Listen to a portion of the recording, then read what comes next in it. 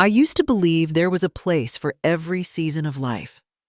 That once you had given enough, stayed quiet enough, and made yourself useful enough, your place would be secure. But lately, I've started noticing the quietness isn't about peace. It's about absence. I tied the ribbon around the box twice, then untied it.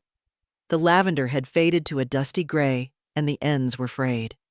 I used scissors to trim the worst of it, even though I knew no one would notice. I placed the box in the center of the table and adjusted it so it sat parallel with the wood grain. That seemed important somehow. I hadn't received an invitation to the family dinner. No call, no text. Jenna had once said something vague about work people and it being a tight crowd. That was weeks ago. Still, I had made the peach shortbread anyway. It cracked in the middle, same way it always did when I rushed the butter, but I dusted it with sugar and placed it in the tin, lined with parchment and hope. The table was already set for one, a cloth napkin folded precisely into a triangle. I took out the one with Lily's name stitched in the corner. Pale green thread, uneven in some spots. I had taught myself to embroider after she was born. That napkin was the first thing I made that lasted. I glanced at my phone. No new messages. The pen sat beside it, dark blue with brass trim, faintly scuffed on the cap. Trevor had given it to me the day he graduated college. He was thinner then, and his voice had an edge of excitement that hadn't returned in years. I remembered he'd said, without looking me in the eye, "You always write things down. Figured you should have something nice for it." I hadn't used it in a long while. The ink had dried, and I never got around to buying a refill. Still, I kept it near the phone like a boundary marker. Something quiet, but unmovable. Around 6:30, I checked Lily's profile again. A new photo.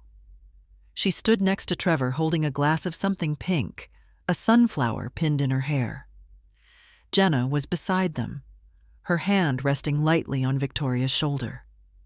The caption read, "3 generations of strength." A heart emoji, a sparkle. Victoria wore a silk blouse. I recognized it from a holiday years ago. She used to mention how hard it was to find something age-appropriate, but commanding. In the background, Frank Holloway grinned with his tie crooked. Even the Holloway's dog made it into one of the shots curled up beside Jenna's heels. I wasn't in any of them. No one had asked me where I was. No one had even used my name. I turned off the screen and placed it face down. The cake stayed sealed. Cake stayed.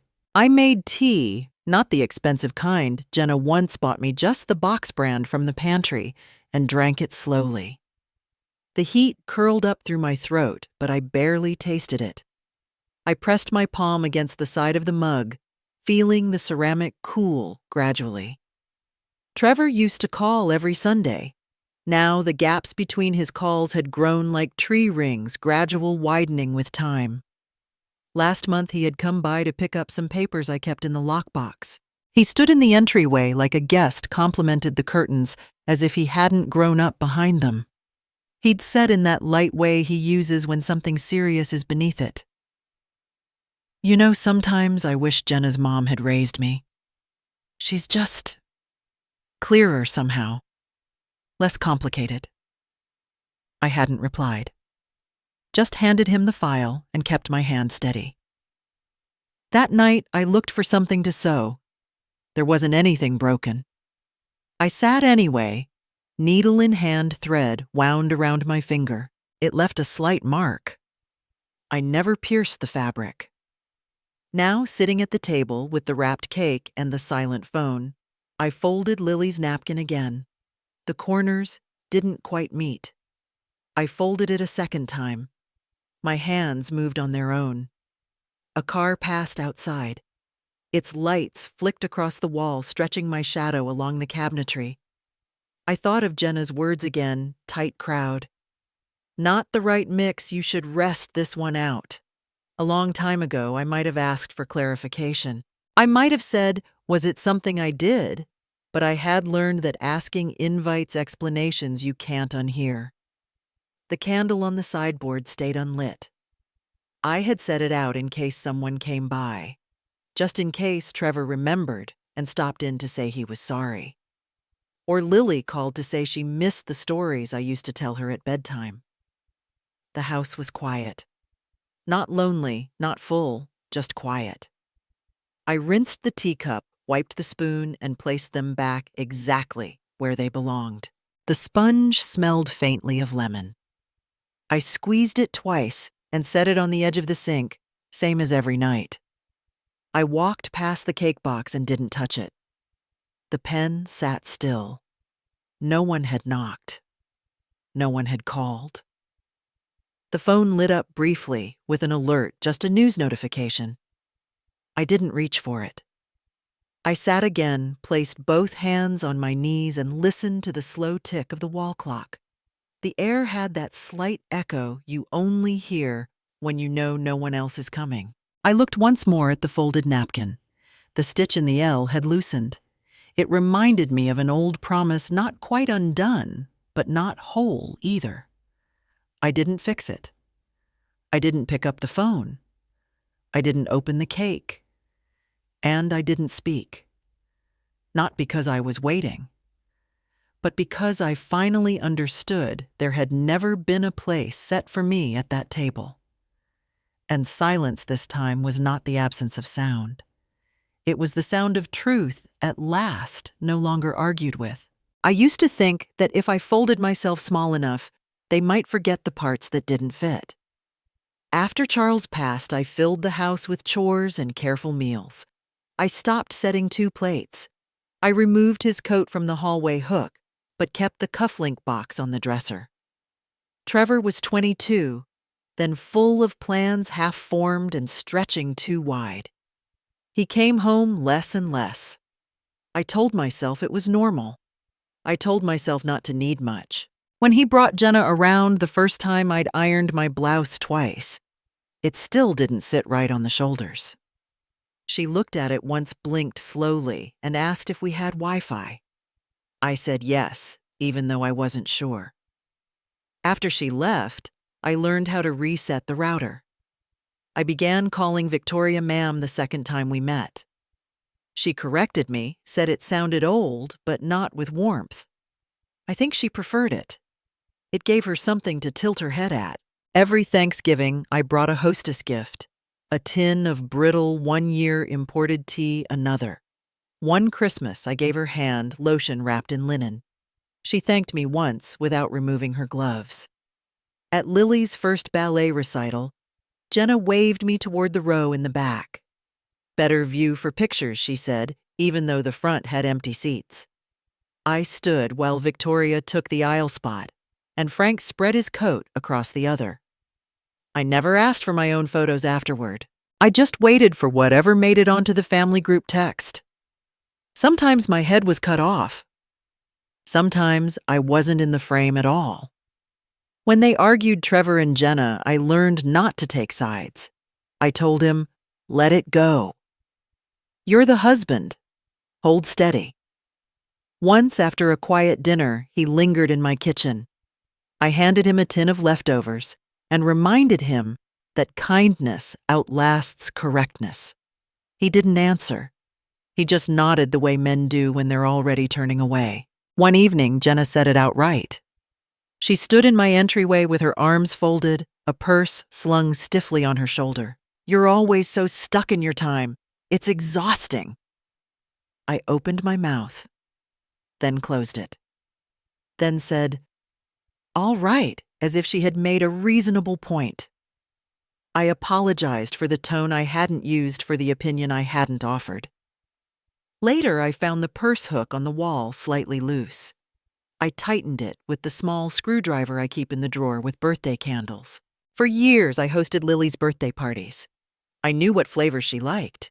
I'd cut fruit into stars and tied pastel ribbons to the paper cups. One year, I sewed her a princess cape from leftover satin. She twirled until she fell. I held the ice to her knee and hummed the song she liked from the movie. The year she turned 10, I didn't get a call. I found out from a picture posted 3 days later. Lily stood beside a cake that had gold lettering and marzipan roses. The caption thanked Grandma Vic for planning everything. Jenna wore a red dress and heels that matched the tablecloth. I didn't recognize the venue. I zoomed in to read the banner. There was no mention of me. Still, I made a small cake. Chocolate with sprinkles shaped like stars. I brought it in a tin with Lily's name printed on a sticker. When I arrived, the cleanup had already started. A waiter took the tin and placed it near the sink. It stayed unopened. I wasn't in any of the photos. No one offered me a plate. A child I didn't know asked if I was the hired help. Jenna laughed. Not cruelly. Not kindly either. At Christmas, I bought matching sweaters for Ethan and Lily. I asked Jenna for their sizes 2 weeks in advance. She didn't reply.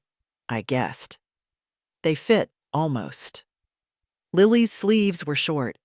She didn't wear it for the family photo. Victoria gave her a shawl instead, one with embroidery that matched Jenna's dress. After that, I started writing thank you notes after every visit, even if no one had sent a gift, even if I had brought the food. I signed them with care. With love, always, Mom. I never got a reply. I once found one unopened on their hallway table. The envelope had a coffee ring on the corner. At Ethan's kindergarten graduation, I brought a small bouquet. Jenna took it from me at the entrance and gave it to the teacher instead. Better to keep things simple, she said. I nodded and tucked my hand inside my purse to keep it still. Trevor once looked at me across the table and said, "You don't have to try so hard." It wasn't a compliment. It was a request to disappear more quietly. I began arriving 5 minutes late, leaving 10 minutes early. I stopped bringing food. I kept my stories short. I let Victoria retell events that hadn't involved her. I didn't correct her. When she referred to herself as the children's only grandmother, I smiled at my lap. I washed the same mug every night, the one with the faded yellow rose. I wore the same cardigan to their gatherings, a soft gray one with a pearl missing from the top button. No one noticed. I stopped trying to replace it. I didn't expect praise. I only hoped not to offend. When they began calling me less, I told myself they were busy. When Jenna forgot my birthday 2 years in a row, I told myself she probably thought Trevor had remembered. When Lily signed a card just L, I told myself it was trendy. I've kept every card, even the blank ones. They're stacked in a shoebox beneath the ironing board. Some still smell faintly of vanilla. Not long ago, I took out a scarf Jenna gave me once. It still had the price tag. I folded it carefully, placed it back in the box, and slid it under the bed. I no longer ask what I did wrong. Not because I found the answer, but because I have stopped believing the question was ever mine to ask. There's a kind of forgetting that doesn't erase it, replaces. I found the Christmas card in a stack of unopened mail one January. It had a gold foil tree on the front and "Wishing you peace" printed inside. Below that, in looping ink, with "Love, the Holloway family." No mention of me, no mention of Trevor. Just them. I turned it over twice, searching for something else. Then I folded it back shut, returned it to its envelope, and slipped it between the pages of a cookbook I hadn't opened in years. That same winter, Jenna framed a picture of Victoria and Lily in matching scarves. It stood beside the coffee machine. When Lily caught me looking at it, she pointed and said, "That's from Grandma Vic's side." That's where I got my reading brain. I nodded and stirred honey into my tea. Trevor's graduation felt like a page from someone else's scrapbook. Victoria wore a navy dress with gold buttons. She stood beside the chancellor and gave a speech about legacy. "We always knew he'd go far," she said, smoothing the ends of her hair. "It's in the blood." I stood in the back, behind a row of folding chairs, holding my old Kodak camera with the cracked viewfinder. A man in front of me offered to switch spots. I shook my head. Afterward, as Trevor took photos with classmates, I slid a small card into the pocket of his blazer. Just a simple note signed with his childhood nickname. I don't know if he ever read it. I never asked. I still have the suit I wore that day. It's pressed flat inside a garment bag, the hanger slightly bent. At Lily's spelling bee, Victoria brought a bouquet wrapped in silver paper. When they announced Lily's name, she stood to clap, while I reached too late for my purse. She's sharp, Victoria whispered to the woman beside her.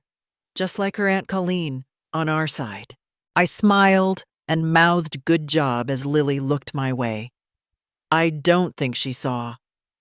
Trevor once introduced Victoria at a networking event as my mom. Well, my wife's mom, but she's like a second mother. He laughed afterward like it was clever. I laughed too, with my hands clasped too tightly behind my back. My bracelet left a faint dent in the skin of my wrist that lasted until morning. I used to keep a tin of shortbread in my cabinet. It was something Charles liked, and later Trevor too. I brought it to dinner last month wrapped in a ribbon. No one touched it. Victoria had brought macarons in a glass case. Jenna called them elevated. That night I made chicken the way Trevor used to ask for when he had a fever. I set the table with linen napkins, the ones I embroidered years ago. Jenna complimented the runner, but not the food.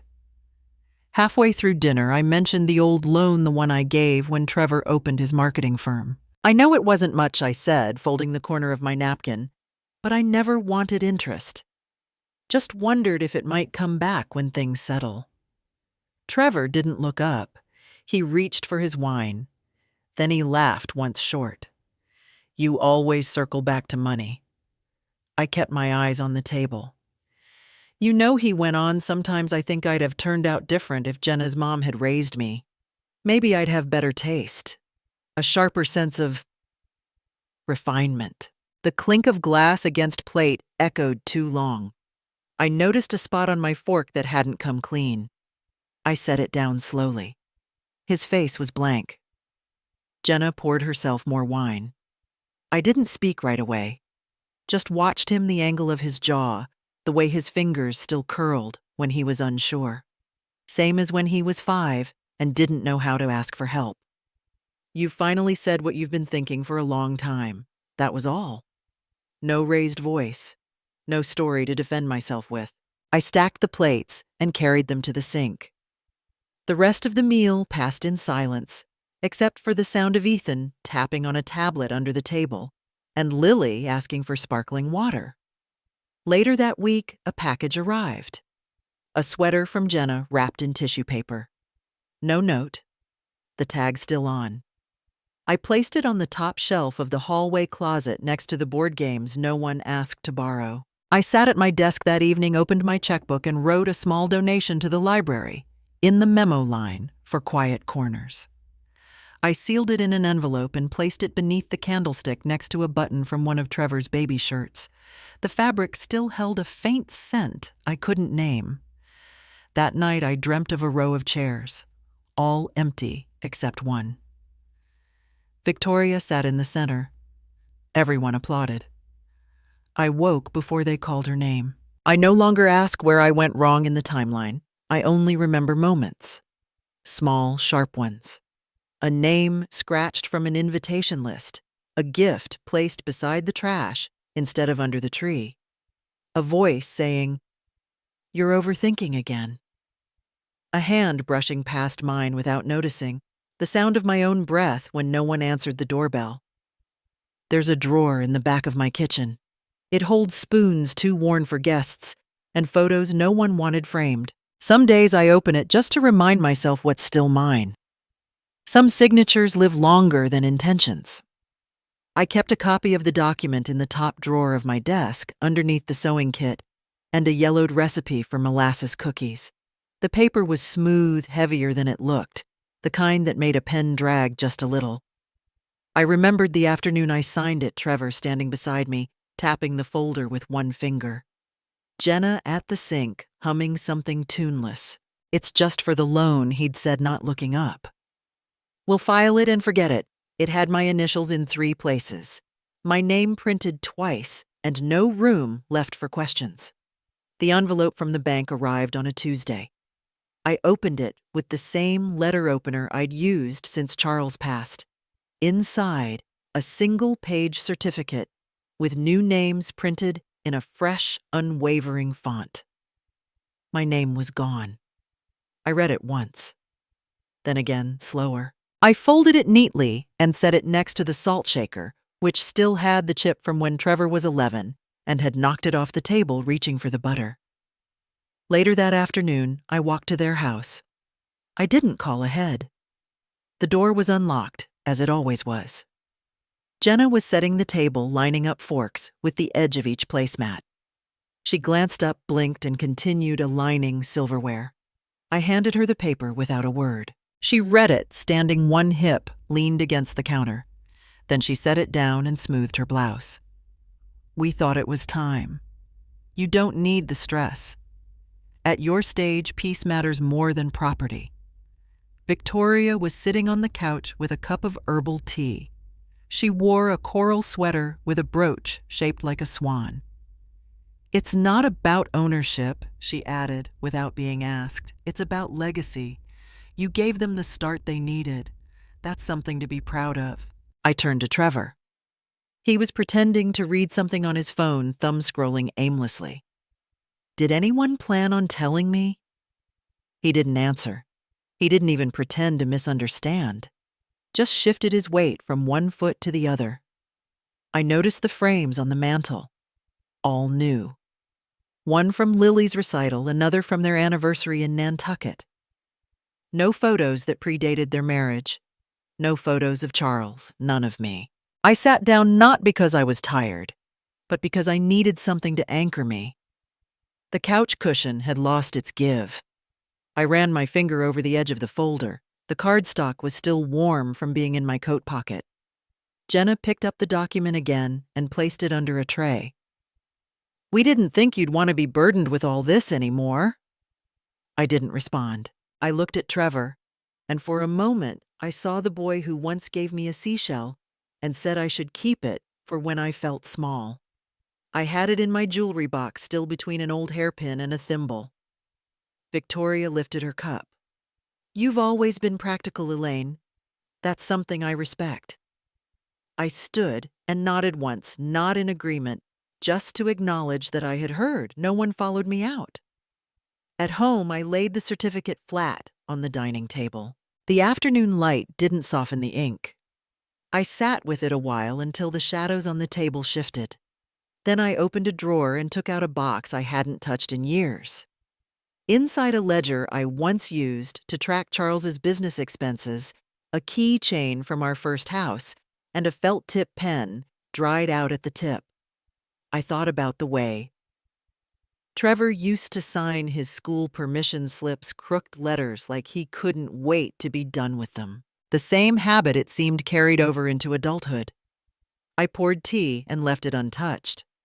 The steam curled for a moment, then disappeared. Later, a message from Jenna. Hope you're feeling okay. Let us know if you need anything picked up from the store.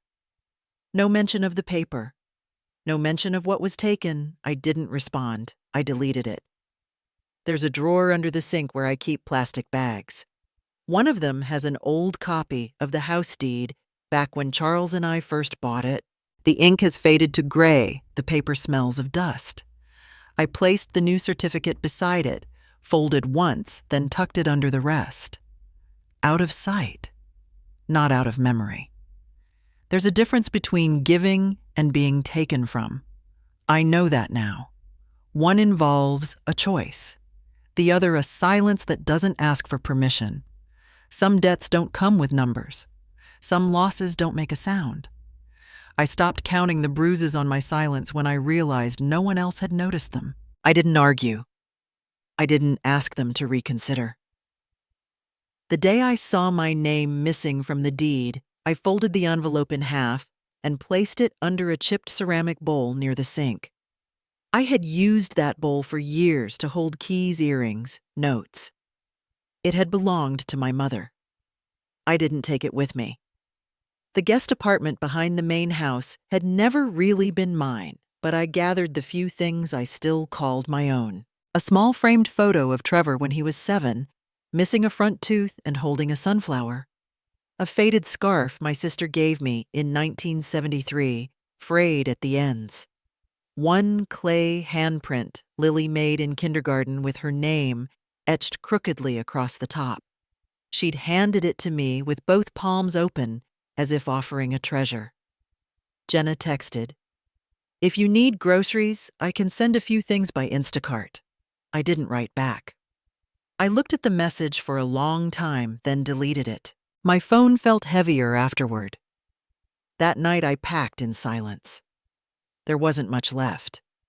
A few folded towels, a chipped glass. The cardigan I used to wear when I waited for Lily to come home from swim practice. I held it once more, then placed it in a paper bag. I didn't say goodbye. The room I rented was on the second floor of a leaning old house with peeling paint and narrow stairs. There were water spots on the ceiling. The window stuck if I opened it too far. The heater clicked and clanged in the morning like it was remembering how to work. I paid in cash from the envelope I kept hidden in a paperback copy of The Shell Seekers, a habit I picked up long ago when money had to be hidden from my husband, then later from myself. I had $536 when I left. The amount didn't frighten me. The quiet did a little, but it was the kind of quiet that lets you hear yourself again. I walked to the bookstore near the corner, a tiny shop with a crooked bell above the door. The kind of place that still smelled like paper and dust, not like candles and curated playlists. I had once brought Lily there on Saturdays. She'd sit cross-legged in the children's corner, whispering the stories out loud without realizing. Marcia stood behind the counter wearing the same glasses I remembered now scratched. She looked up from her ledger. "You're Elaine, right? You used to read to your granddaughter here." I nodded. "You looking for something?" "Just something to do." She didn't blink. "We've got inventory in the back that needs sorting. I can't pay much." "I don't need much." She smiled faintly. "I remember your voice. It held a room like a fireplace." That afternoon I shelved paperbacks with broken spines and handwritten prices. I didn't ask for hours. I didn't ask for more. Each morning I walked to the shop with a small thermos and a cloth tote. I brought a half sandwich, sometimes just crackers. I made lists in a pocket notebook, books I wanted to reread, things I would never tell Trevor recipes I'd stopped making. At night, I soaked my feet in a basin of warm water and folded my clothes twice. Jenna sent another message after 2 weeks. "Trevor says you're doing this out of pride. We're not the enemy. Please don't make this harder than it is." I didn't answer. I copied the message by hand onto a scrap of paper and then tore it into narrow strips. I placed them inside a clean coffee tin and slid it under the bed. I passed Victoria once outside the supermarket. She wore a coat with a fur collar even though the day was warm. Her makeup was perfect. She didn't look at me, but her hand reached out for a box of crackers next to mine. Her diamond grazed my wrist. "You always were dramatic. Never could handle a shift in plans." I moved my hand away without a word. I didn't look at her nails. I remembered them from a Christmas dinner, once painted red like berries tapping the wine glass, as she'd laughed too loudly at a story I hadn't finished telling. There were nights I lay awake listening to the radiator tick like a slow clock. I'd touch the hem of that old cardigan. Once I found a cough drop still wrapped in its foil in the pocket. I didn't unwrap it. I held it until my hand went still. Marcia gave me a key to the back entrance of the store. "Just in case you ever need to sit, even if I'm not here." I said thank you, but what I meant was something else entirely. I never visited the old house again. I pictured the windows shut, the lights warm, the laughter on the porch. I wondered if they'd removed the wind chime I'd hung last fall, the one Lily said sounded like glass talking. At the bookstore, a woman came in with her son, maybe 9 or 10. He touched the covers reverently, whispering the titles. She picked up a worn copy of Little House in the Big Woods and smiled at me. My mother read this to me every night. I nodded and rang her up. I didn't cry. I didn't remember out loud. I just watched her leave, her hand resting lightly on the boy's shoulder. That evening, I brewed tea and let it go cold beside me. I watched the steam fade from the cup like breath returning to the air. I didn't say I'd been hurt. I didn't say I'd been used. I didn't say anything at all. Some truths don't ask to be heard. They ask to be lived quietly, firmly, like a door gently closing behind you that no longer needs to be locked. I never realized how loud the absence of instructions could be. No one called my name from another room. No one knocked, reminding me the mail hadn't been brought in. No one left the TV on too loud. There was only the whistle of the old radiator and the occasional shifting of floorboards when I moved. I learned which ones creaked the most. I began waking at 5:30 the way I always had. My body still followed the rhythm of decades of caretaking. But now there was no one to prepare coffee for but myself. I boiled water in a chipped white kettle I'd taken from the old apartment. The ceramic lid jostled with steam until it clinked quietly into place. I never minded the sound. It reminded me something was working. The tea was always plain, no milk. I sat with it near the small window where the paint peeled at the corners. A narrow slice of the street was visible if I leaned left. It wasn't much of a view, but I watched the trash truck pass and the man from the bakery across the way chalk the specials board. There was something reassuring about their routines. I made lists, not out of necessity, but out of habit. Gas bill, rent due on the 1st, a note to buy more sugar. Each item carefully penned in blue ink using the same cursive I once practiced on Trevor's lunch notes. I'd kept his 3rd-grade spelling test tucked in my Bible for years. The red star in the corner had faded to a faint rust. At the bookstore, I wiped the front glass each morning. Marcia let me open the children's section. She had no idea that I once color-coded Lily's bookshelf by animal type. Bears on the left, bunnies in the center, creatures with wings on the far end. A boy once wandered in while I was reshelving paperbacks. He couldn't have been older than 8. He looked at me like children do, without fear, without pretense. "Do you have any grandkids?" I paused. I could have lied, or said too much. I reached into my purse and handed him a photo. Lily, age 5, with a pink headband and a chocolate-stained mouth. She lives inside this now. He squinted at it and handed it back without a word. That was enough. I folded the picture along its old crease and placed it between the pages of a gardening book. I hadn't opened that one since. My meals became simple. A slice of bread with honey. Soup from a can with fresh parsley torn over it. I ate slowly, listening to the click of the clock. Sometimes I forgot to chew. There was a box I kept in the dresser drawer, cheap wood-painted cream with little tulips on the lid. Inside were letters I never mailed. One addressed to Trevor, one to Lily, one to myself. Each written on stationery I'd been saving for someday. Trevor's letter started with the words, "You were a soft baby. You used to cling to me even in sleep." I never got past that sentence. Lily's letter was neater. I had drawn little stars along the border like I used to do in her lunch notes. I told her the story of how she once gave me a dandelion and said, "Here's a flower for when no one else remembers." The letter to myself was the strangest. There was no greeting, no Dear Elaine, just a list of things I'd survived: the miscarriage, Henry's funeral, the winter we ran out of heating oil and I lit candles in every room so Trevor wouldn't notice. I reread that list sometimes, not for comfort, but for proof. One afternoon, Jenna's name appeared on my phone screen. I let it ring. She tried again a minute later. This time it was a message. If you need groceries, I can have something delivered. I turned the screen face down. A beetle crawled across the windowsill and paused beside the dusty succulents. I watched it maneuver past a crack in the wood, disappear. The apartment had its flaws: a leaking faucet, a heater that clicked like bones. But the door locked from the inside.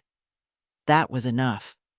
The first check I earned from the store wasn't much, but I took it to the bank anyway. The teller glanced at the amount and smiled politely. Saving or checking saving, I replied, not because it was practical, but because I liked the word. The nights were long. I folded laundry I didn't need folded, rearranged the canned goods, cleaned the soles of my shoes with an old toothbrush. There was a stain on the bathroom mirror, a mark like a thumbprint made in steam. No matter how many times I wiped it, it returned. Eventually, I stopped trying. I overheard a woman at the bookstore say her son bought her a condo in Naples, completely remodeled, granite countertops. The clerk laughed. I touched the hem of my sleeve where the threads had started to fray. I'd sewn that sleeve 4 times. Each stitch was uneven, but it held. I didn't cry. I didn't shout. I didn't explain myself to anyone. Some mornings I would write a name on a sticky note, Trevor Lilly, even Victoria, and place it on the wall beside the light switch. Just a name. I left it there for an hour, then took it down. I didn't throw it away. I folded it in half and put it in the drawer with the unpaid letters. There was a freedom in that, not the kind you announce, the kind you sip slowly from a chipped teacup while the water cools around your fingertips. I never believed silence would echo louder than noise. The first time I saw Jenna walk into the bookstore, I thought she was lost. She hadn't changed much, still wore her coat like she was rushing somewhere more important. She smiled like she didn't remember the last thing she said to me.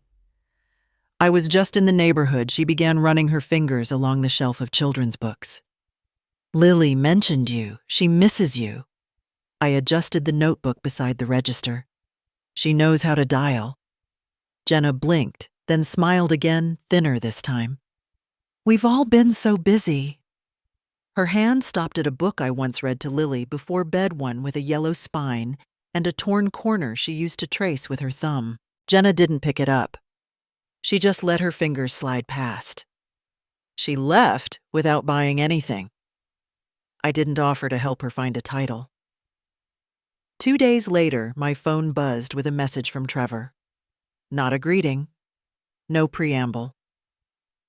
Would you be open to joining us for Christmas dinner? We're hosting a few guests. Important ones. I reread it 3 times. There was no mention of me, just the dinner, the guests, a need. I wrote back, I'm sorry, that was all. I didn't add punctuation. A week passed before another message came, this time through email, not even from Trevor. The sender name read Victoria via Jenna.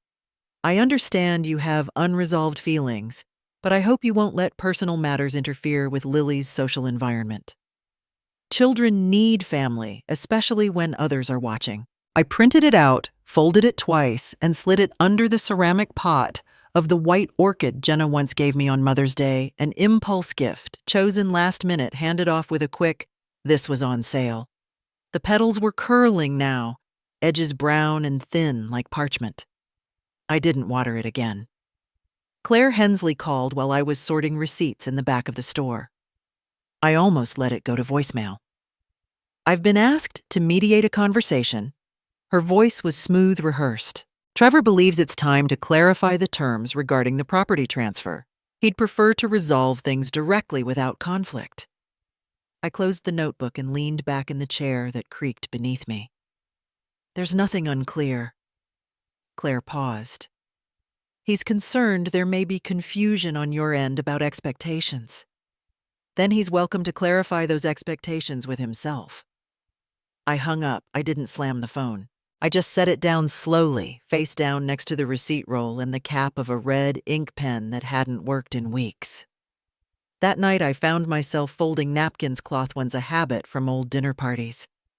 I smoothed the creases, then stacked them in even piles, though no one was coming over. I ran my thumb along the hem of one with a tiny ink stain barely visible, unless held to the light. It had gotten there one Easter when Lily had opened a bottle of fountain pen ink too quickly. I'd kept that napkin. I didn't light a candle. I didn't play music. I didn't need to fill the room. Trevor once told a friend within my hearing, "My mother doesn't do much these days." That had been during a New Year's gathering when I had made all the hors d'oeuvres by hand. Jenna once remarked to someone in passing, "She's more sentimental than practical." And Victoria, always with a silver fork in her hand and a thought behind her teeth, had looked me in the eye and said, "At least you tried your best. Sometimes that's all people like us can offer." People like us. I wondered what that meant exactly. Quiet ones, leftovers. I didn't respond to Jenna's message when she followed up with Lily. "Has a winter recital coming up. I suppose you're invited if you'd like." I read it once, then deleted it. I wasn't a prop. Not a +1 for their appearances. Not the smiling matriarch in the back of the photo. They reached out not for me. For optics. For show. For contracts that required a family image, not a family. I sat on the floor that weekend and took out the small tin box where I kept odds and ends, an extra button from Trevor's childhood blazer, a birthday card Lily once made where she wrote my name with a backwards E and a ticket stub from the first film I ever saw alone after Charles passed. I traced the corner of the stub with my nail. I had been more than enough. Not in the way they measured, but in the way that mattered. I didn't need to say it out loud. I used to flinch when someone knocked at the door even gently. Now I don't. Each morning I unfold the same wool cardigan. It's pilled and faded around the cuffs, but I know where each thread came loose. I slide my fingers through the sleeves as though greeting an old version of myself. I leave the house without explaining to anyone where I'm going. At the bookstore, I restock the shelves alphabetically, gently, like the books might bruise if handled carelessly. Some of the bindings remind me of things I used to say, well-intended, worn out, left on someone's shelf, and forgotten. I write labels in neat print take inventory with a small pencil I keep tucked behind my ear. It isn't efficient, but it's mine. Once during lunch, Marcia handed me a paycheck and said, "It's not much, but it's honest." I folded the envelope in half and tucked it into the zippered part of my purse between two tea bags I carry in case someone forgets to offer me one. That afternoon, I walked to a thrift shop on Miller Street and bought a ceramic teapot, blue-chipped, at the lip. The clerk offered me one without cracks, but I chose the broken one. It poured the same. In the evenings, I brew loose-leaf tea, careful not to spill. The cup is heavier than it looks. I wrap both hands around it and sit by the window. The curtain there doesn't match the walls, but I prefer that. I've had enough of blending in. Once the little girl from the apartment next door knocked on my door holding a book upside down. Her mother, frazzled and holding grocery bags, just nodded and mouthed, "Sorry." The girl looked at me and asked, "Can I sit here?" I opened the book between us, corrected the way she held it, and said, "Only if you turn the page when I finish reading." Later, when she asked, "Do you have any grandkids?" I paused before answering. "I used to see one often," I said. She liked books too. The girl blinked, then smiled. "Did she move far away?" I nodded, not sure which of us I meant. At night, I walk to the lake. It's not far and the path is uneven, but I don't mind. I step around puddles, not because I fear getting wet, but because I've learned to look down as often as I look ahead. I pass joggers, couples, teenagers with loud voices. No one greets me. It feels strange and comforting both. Once on a bench near the water, I found a penny resting heads up. I didn't pick it up. I just looked at it and thought, not everything must be claimed to be acknowledged. I ran into Pastor Carl one Sunday afternoon near the farmer's market. His beard had gone white around the chin. He glanced at the canvas bag I was carrying, led us a single apple, a paperback mystery novel, and said, "You look freer." I smiled without correcting him. He added, "Still in the same town, though." I said, "Yes, just not in the same house." He laughed, soft and brief. "That makes all the difference, doesn't it?" I didn't answer.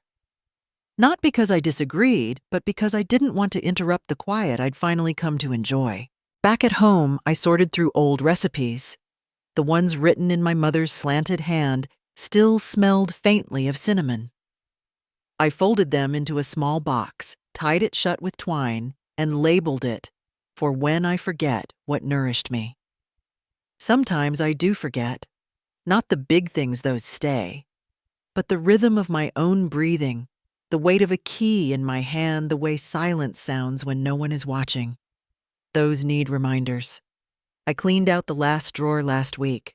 Inside, I found a single earring without its pair, a receipt for an oil change from 12 years ago, and a sticky note that said, "Pick up Lily at 3." I didn't throw any of them away. I put them in a small tin and labeled it "Things That Used to Matter." Jenna once texted a photo of Lily in her Halloween costume, a butterfly wings too big for her frame. No message, just the picture. I looked at it for a long time. Then I powered off my phone-folded laundry and made soup. A week later, she wrote again. "We're doing a family dinner next month. If you'd like to join, let me know." There was no, "We miss you," no, "How are you?" Just logistics, as if I were an RSVP card. I didn't reply. I printed the text and used it as a bookmark in the novel I'd just started, a story about someone who moved towns and forgot their name. One day, the girl next door brought over a crumpled drawing. It was a picture of two women drinking tea, one with white hair. "That's you," she said, "and that's me." I made the tea. I taped it to the inside of my cabinet door, so only I would see it, so it wouldn't need to be explained. At night, when I closed the door, I checked the lock twice, not out of fear, but out of assurance. I placed the blue teapot back on the counter empty. I rinsed the cup. I stacked the book face down, spine unbroken. I think of the question the girl asked, "Do you feel alone?" I didn't answer then. I don't think I needed to. I water the plant in the corner, the one no one noticed I took with me. It leans toward the light, not dramatically, but persistently. Quiet resilience growing, but not loudly. There's a freedom in being unremarkable, in not being mentioned at someone's table, in not being a talking point or a burden, or a convenient elder for photographs. There's a freedom in drinking tea from a chipped cup, in walking home without being watched, in choosing not to explain where I've been. I've stopped waiting for apologies. Some things I've found sound better in silence. Some things are heavier when left unsaid, but lighter when left unopened. I found the letters while clearing out the bottom drawer of the wardrobe. A bundle wrapped in waxy paper, soft at the folds' edges, curled. I knew what they were by the way my hands paused before touching them. The handwriting on each envelope tilted slightly to the right, my own, but from another time. I had written to Lily, not often and not in sequence. They were never meant to be sent right away. Some were stories of the day she lost her first tooth, others were just descriptions of dreams I'd had that I thought she might understand someday. There was one about the rain falling sideways, another about the way she once pronounced the word grapefruit. I stacked them carefully, tied a thin red ribbon around the bundle, and placed them into a tin that once held sewing needles. On the lid, I taped a label, "For when you truly want to know." Then I slid the tin into the locked drawer beneath the bed, the one that creaks when you open it too fast. A few days later, a cream-colored envelope arrived, addressed by hand, no return name. Inside was an invitation, thick cardstock with gold lettering. Trevor's company had moved to a new office. There was to be a ribbon cutting, a catered lunch. The card came with a note. "I'm sorry, Mom. I want you to be there." I looked at the invitation. Then I looked at the note again. The handwriting was straighter than before, as if he'd written it slowly rehearsed. I placed both items flat on the table and went to boil water. While the kettle hissed, I pulled out an old folder from the back of the bookshelf. Inside, it was a copy of the Financial Power of Attorney document, unsigned, unneeded. Now, I folded it once, just enough to fit into an envelope. On a square of notepaper, I wrote 6 words in block letters. I no longer need to reclaim. But I remember. I mailed it without a return address. That evening, I opened the old family record book, leather-bound names written in fountain pen by generations before me. I found my own name still written in my father's hand. The ink had bled slightly over time. My hand hovered over it for a while. Then I tore the page out slowly so that it didn't take the adjacent names with it. I folded the sheet, placed it in the fireplace at the back of the bookstore, and watched the corners curl. Marcia caught sight of the flame and stepped closer. "What are you doing?" "Making room," I said, "for something new." She didn't ask what I meant. She just nodded and returned to the register. Later that week, a man from Trevor's office called. Not Trevor. Just an assistant named Gary, or maybe Greg. I didn't answer, but the voicemail played through the speaker. "We'd love for you to be part of the photo session. Family's past mentors, those who shaped the journey." I deleted it. I dusted the shelves with an old cotton cloth, the one I'd kept since my first day at the store. The threadbare part at the edge had started to fray. I didn't replace it. On Saturday, I went to the lake. I didn't bring a book, just the cardigan with the uneven sleeves and the key to the mailbox hanging from a thin chain around my neck. I sat on the bench furthest from the dock, the one where people rarely stop. A couple walked past me holding hands. A child ran ahead of them, shoes lighting up with every step. The woman turned back and said, "Wait for us, honey." I recognized the echo of that voice in my own memory. It didn't hurt anymore. It just faded like a word you forget in a second language. A week later, Jenna's email arrived. It was brief. "Lily is doing a project about family. She wants to interview you. Would you be open to that?" I typed a response, then deleted it, then typed another. I hope her questions lead her to truths, not rehearsals. I didn't press send. Instead, I printed the message and tucked it between 2 pages of a blank journal. The kind with thick paper, no lines. I kept that journal not to write in, but to hold what I chose not to release.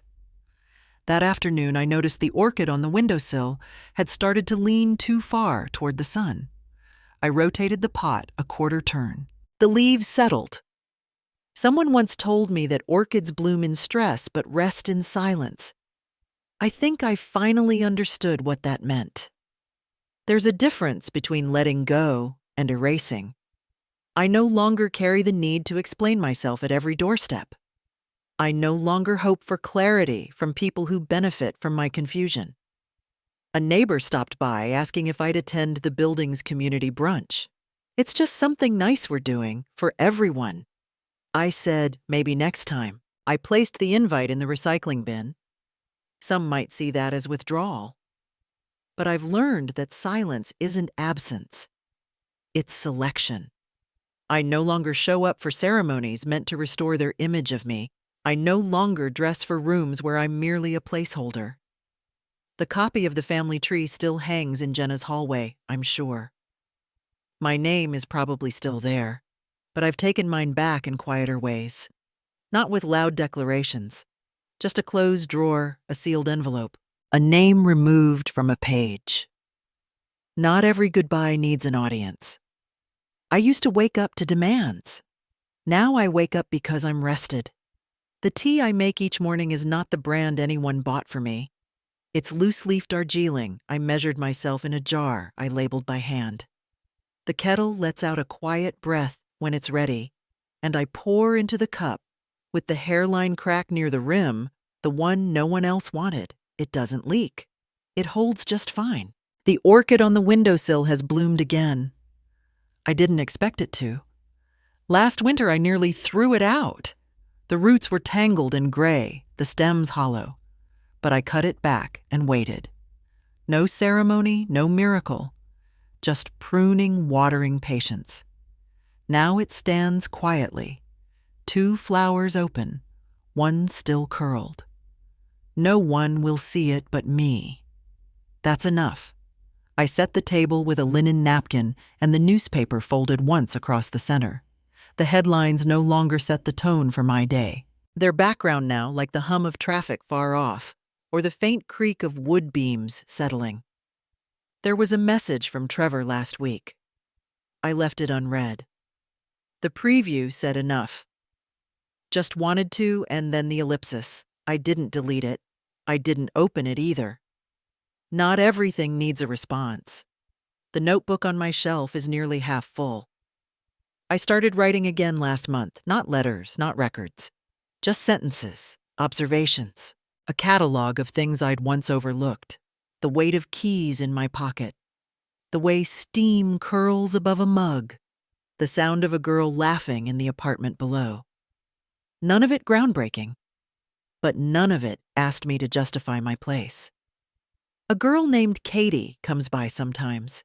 She's 7. She's figured out how to knock in a rhythm I recognize without needing to say her name. I let her read aloud from the children's books I still keep on the lower shelf. "You don't look like a grandma," she said once, then blinked and added, "Are you one I was?" I told her. "I still am, just not in the way people expect." She seemed satisfied with that. Most children accept what's said without trying to edit it. Katie doesn't know what I've done, what I've lost. She doesn't know about the dinner where no one saved me a chair or the boxes that waited in the garage with my name scribbled in marker. She only knows that I have raspberry tea and books with drawings of bears that talk. That's enough for her. A man I hadn't seen in years recognized me at the market. He used to attend the same church as my late husband. He touched my shoulder gently and said, "You look different, Elaine. Lighter." I shrugged. "Not younger," he added, "but more like yourself." I didn't correct him. Back at home, I watered the orchid and reread the last paragraph I'd written. It wasn't profound. Something about watching 2 women argue over parking while one clutched a baguette like a sword. But it was mine. The old family ledger still sits in the cupboard. I've thought about throwing it out, but I don't. The page with my name is gone. Burned.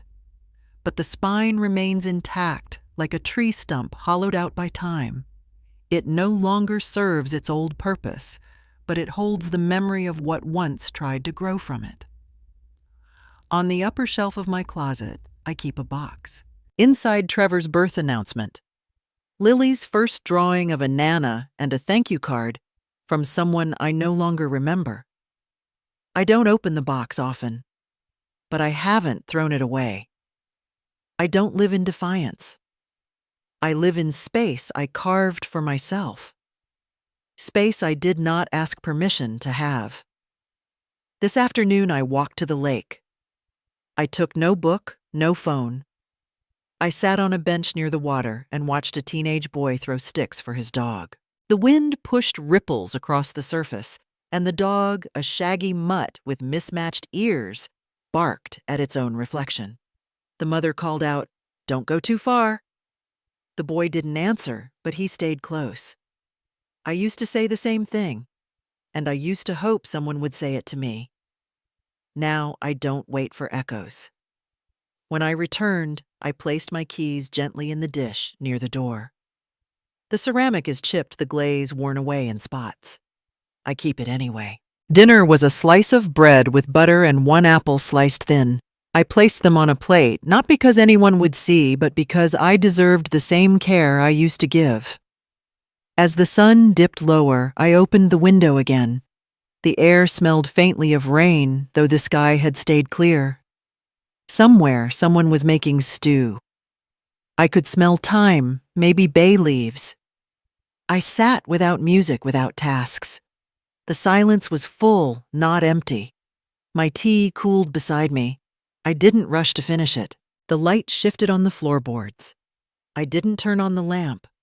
I folded the blanket at the foot of the chair, hung my sweater on the back of the door, wiped the table with one clean sweep of the cloth, and then I stood still. No urgency, no fear. Just a kind of clarity I hadn't known I was allowed to carry. The orchid didn't lean toward the sun. It stood still, just like me.